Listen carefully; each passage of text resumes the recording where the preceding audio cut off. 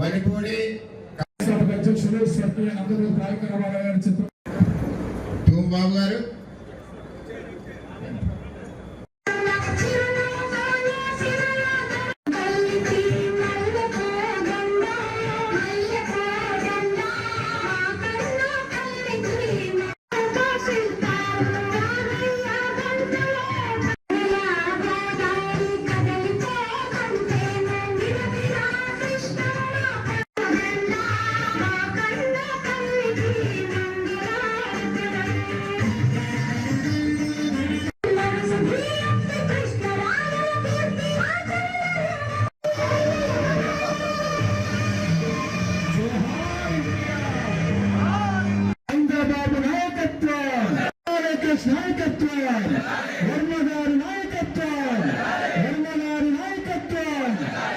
మగిదుత్తి అప్పలస్వామి కొమ్మరెడ్డి నిలవాడ నవకండ్రవాడ కొమరగిరి వెంకటేశ్వరరావు రాయుడు మూలపేట శివ స్వామి జీని స్వామి కొద్దిగా పాత్రిక రెక్కల గంగాధరరావు సకుమళ్ళ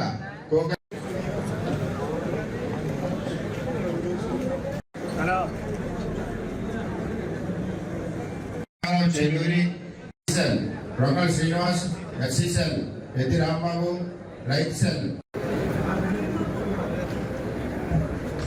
పంచాయతీ టౌన్ అధ్యక్షులు కొండ సుబ్బారావు గొల్ల నానాజీ టిఎండీస్ మారి నాగేశ్వరరావు నియోజకవర్గ స్థాయి అలాగే క్లస్టర్స్ యూనిట్ ఇన్ఛార్జీలు అలాగే మన బూత్ మన ప్రీతమ నాయకులు పిఠాపూర్ ఇన్ఛార్జి వర్మ గారి నాయకత్వంలో పార్టీ సభ్యుడిగా మీరు చెప్పండి ఇన్ఛార్జిగా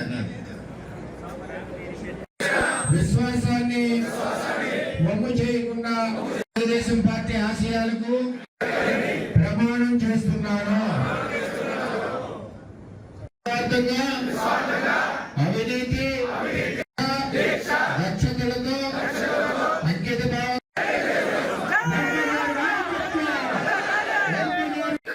ఉన్న ఎంపీ గాని ఆ రోజు ఎమ్మెల్యే గాని ఇంట్లో బయట మన వాళ్ళ లక్ష్యం ఏంటంటే మనం బాగాలి, మన కుటుంబం బాగాలని అప్పటి ప్రజాప్రతినిధులు ఆలోచించారు. మన తెలుగుదేశం పార్టీ కుటుంబం ఆలోచించింది. మనం నమ్ముకున్న పుట్టి పెరిగిన మనం ఇక్కడ నమ్ముకున్న పిఠాపురం కుటుంబం కావాలి, నియోజకవర్గ కుటుంబం కావాలి. దాని తర్వాత మన కుటుంబం అందరూ బయలులో ఉన్నారు, అందరికీ చేదోడు వాదోడుగా ఉండాలని మనందరం పనిచేసాం. అదే పిఠాపురం తెలుగుదేశం పార్టీ. ఈ విధంగా కార్యక్రమాలు చేశాం.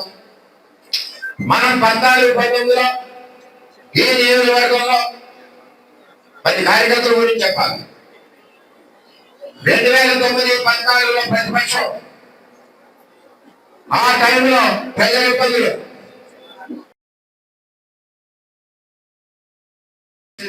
ఇవాళ కూటమి వచ్చింది, చంద్రబాబు ఆదేశాల మేరకు ఇవాళ కూటమి వచ్చింది, చంద్రబాబు ఆదేశాల మేరకు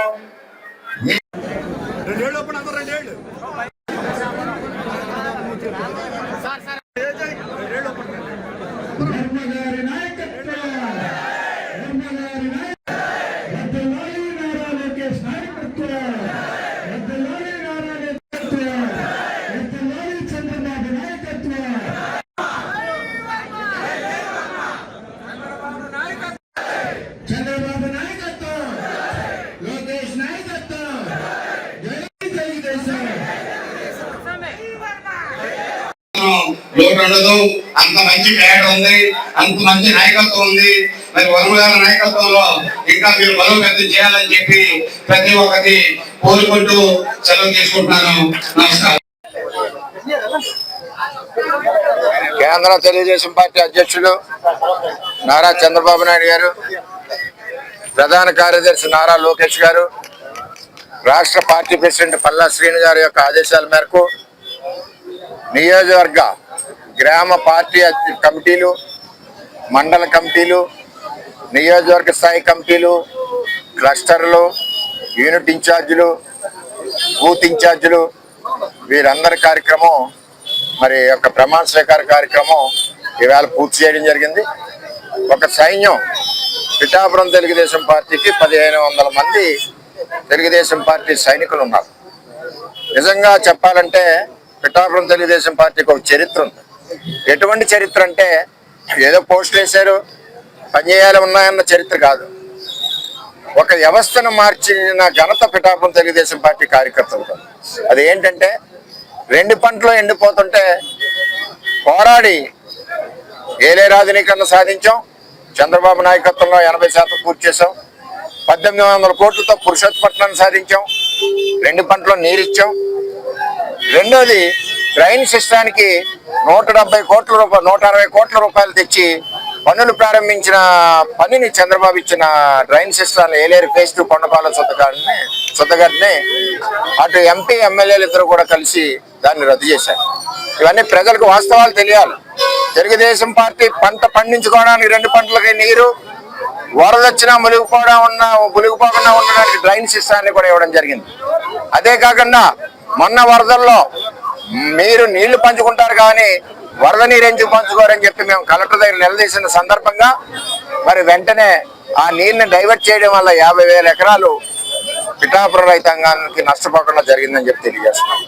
ఈ నియోజకవర్గంలో 2,800 కోట్ల రూపాయలతో అభివృద్ధి చేశాం 14-19లో.